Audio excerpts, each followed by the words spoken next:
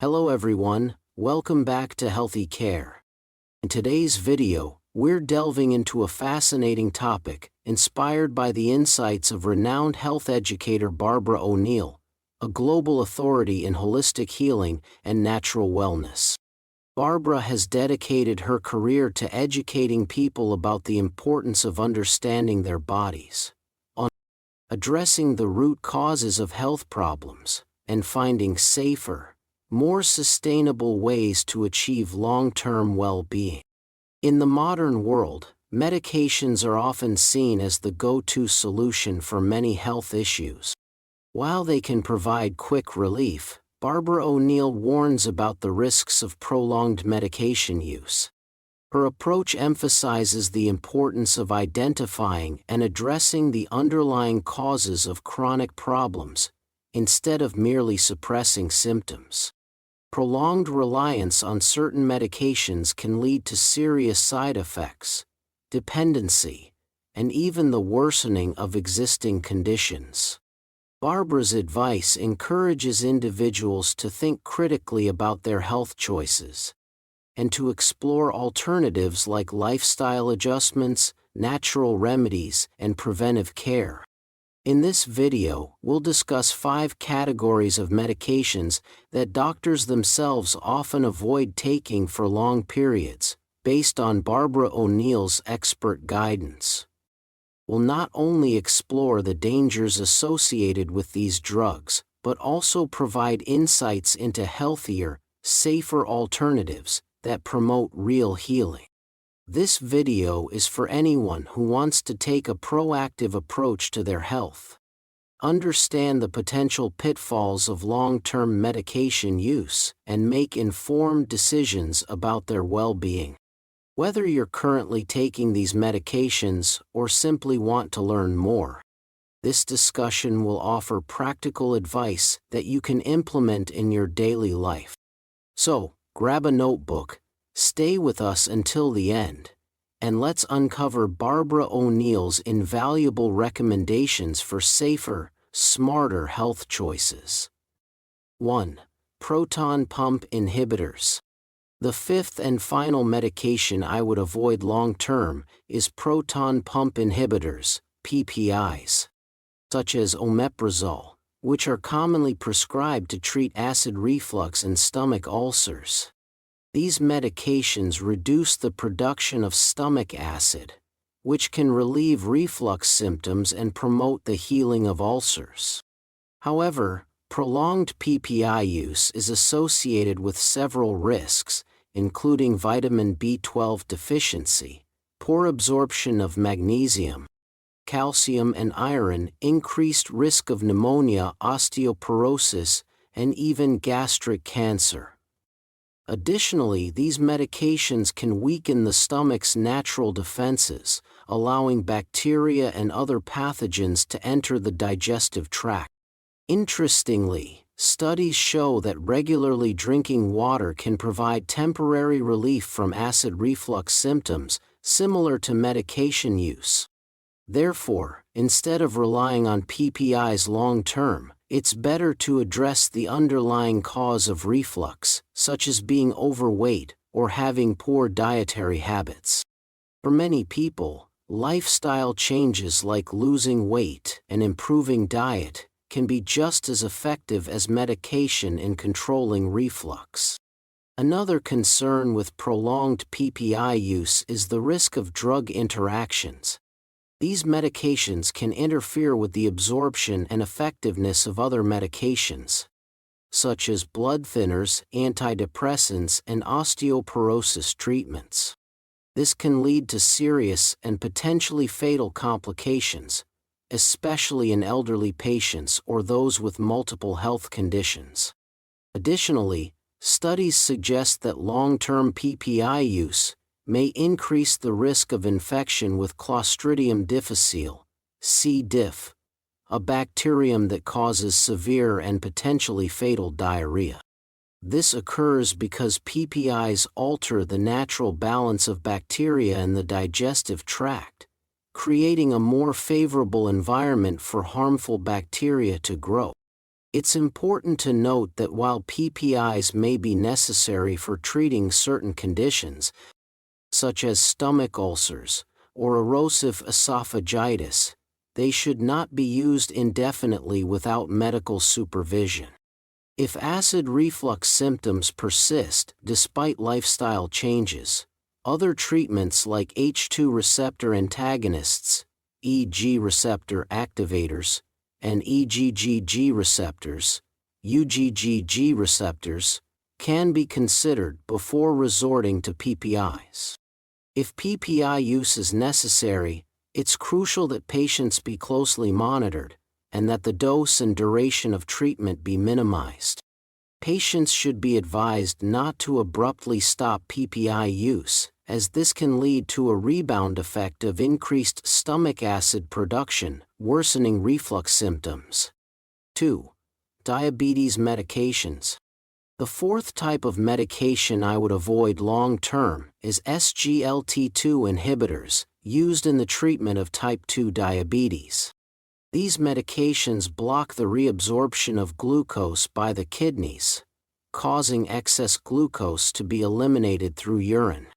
This helps lower blood glucose levels, but also increases the risk of urinary and genital infections, especially in women. Additionally, excessive glucose loss can lead to weakness, fatigue, and dehydration. While these medications may benefit patients with diabetes and heart or kidney disease, it's important to try controlling diabetes through diet and exercise before relying on long-term medications. Another potentially serious side effect of SGLT2 inhibitors is an increased risk of diabetic ketoacidosis, a condition that occurs when the body produces high levels of ketones due to a lack of insulin. Although more common in patients with type 1 diabetes, diabetic ketoacidosis can also occur in type 2 diabetes patients using SGLT2 inhibitors. Symptoms include nausea, vomiting, abdominal pain, confusion, and shortness of breath. If left untreated, diabetic ketoacidosis can lead to coma or even death. Moreover, SGLT2 inhibitors may increase the risk of amputations of toes or legs. This risk is particularly high in patients with peripheral artery disease or diabetic neuropathy. It's crucial for patients using these medications to carefully monitor their feet and legs, and immediately report any wounds, ulcers, or infections to their doctor. It's important to emphasize that for many patients with type 2 diabetes, lifestyle changes like adopting a healthy diet, exercising regularly, and maintaining a healthy weight can be sufficient to control blood glucose levels. Even modest weight loss can significantly improve insulin sensitivity and reduce the need for medications. When lifestyle changes aren't enough to control diabetes, other medications like metformin may be considered before turning to SGLT2 inhibitors. Metformin is typically the first-line medication for treating type 2 diabetes, as it is effective, safe, and well tolerated by most patients. If SGLT2 inhibitors are necessary, it's crucial that patients be closely monitored for any side effects or complications. Patients should be advised to drink enough fluids to avoid dehydration, and to immediately report any symptoms of urinary or genital infections, diabetic ketoacidosis, or foot and leg problems to their doctor. 3. Sleep medications. The third medication I would avoid long-term is sleep medications such as zolpidem, known commercially as Stilox or Ambien. These medications are frequently prescribed to treat insomnia and are known for their fast action and short duration of effect. However, prolonged use of zolpidem is associated with several risks, such as falls, dizziness, daytime drowsiness, and even abnormal behaviors like nonsensical conversations or forgetting events. In elderly patients, the risk of falls increases significantly, and long-term use can lead to dependence. Moreover, when the medication is abruptly discontinued, patients may experience rebound insomnia or withdrawal symptoms. Many people develop an exaggerated fear of not being able to sleep, which increases anxiety and worsens insomnia. Instead of relying on sleep medications, it is more effective to adopt behavioral changes and sleep hygiene practices. This includes sleeping only when feeling sleepy, avoiding the use of electronic devices in bed, and keeping a consistent wake-up time, even if you've had little sleep the night before. Meditation, reading, and other relaxing activities before bed can also help. Besides the mentioned risks, prolonged use of sleep medications can affect sleep quality. Although these medications may help induce sleep, they can alter the natural sleep architecture, reducing the time spent in deeper and more restorative sleep stages, such as REM sleep. This can lead to a feeling of unrefreshing sleep, even after a full night of rest. Another concern with prolonged use of sleep medications is the risk of drug interactions. Many of these medications are metabolized by the liver, and may interact with other drugs, alcohol, and even some foods. These interactions can increase the side effects and risks associated with the use of these medications. It's important to emphasize that insomnia may be a symptom of underlying mental health issues, such as anxiety and depression. In such cases, treating the underlying condition may be more effective than relying on long-term sleep medications. Cognitive behavioral therapy, CBT, is an effective non-pharmacological approach to treating insomnia, helping patients identify and modify thoughts and behaviors that contribute to sleep problems. Other strategies for improving sleep quality include creating a comfortable and quiet sleep environment, engaging in regular physical activity, avoiding intense exercise close to bedtime, limiting caffeine and alcohol consumption, especially at night, and managing stress through relaxation techniques such as deep breathing and yoga. In cases of chronic or severe insomnia, it's crucial to seek medical guidance to evaluate the underlying causes and determine the best course of treatment. While sleep medications may be necessary in some cases, it's important to weigh the risks and benefits of long-term use and explore safer and more sustainable alternatives whenever possible. 4. Statins. The second medication I would avoid taking long-term is statins, used to lower cholesterol levels. Statins are often prescribed to reduce the risk of heart disease. Discovered by a Japanese scientist, Dr. Akira Endo, statins are considered one of the greatest discoveries in medicine. They can reduce the risk of heart disease by 30 to 40%, according to some studies. However, it's important to understand how this data is interpreted. In a large study on statins, about 3% of participants who did not take the medication had heart attacks, while this number dropped to 2% among those who did take statins. This represents a relative reduction of 30%, but in absolute terms, it's only a 1% reduction. This means that to prevent one heart attack in one person, many others must take the medication without direct benefits. Furthermore, statins can cause side effects such as muscle damage, rhabdomyolysis, and mitochondrial dysfunction, in addition to increasing the risk of hemorrhagic stroke. While it's important for people who have already had a heart attack to continue taking statins, for those with only high cholesterol, lifestyle changes may be a healthier and more effective alternative. Personally, I would avoid prolonged statin use if high cholesterol was the only issue, without other cardiac complications.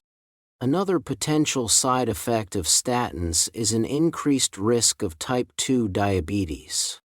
Studies suggest that prolonged statin use may raise the risk of developing diabetes by up to 50%. This risk is particularly concerning as diabetes is a significant risk factor for heart disease and other health complications. Additionally, statins can affect cognitive function in some people.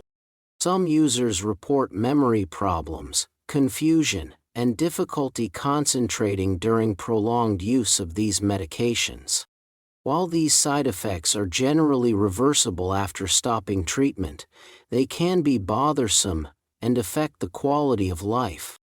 It's important to note that statins may be necessary and beneficial for people at high risk of heart disease, especially those with a history of heart attacks or other serious cardiovascular issues. However, for individuals with high cholesterol as the only risk factor, it's crucial to consider alternative approaches before resorting to long-term statin use. Lifestyle changes such as adopting a healthy diet rich in fruits, vegetables, whole grains, and healthy fats, along with regular exercise, can be effective measures to lower cholesterol and improve heart health. Additionally, stress management, maintaining a healthy weight, and avoiding tobacco are important factors in preventing heart disease.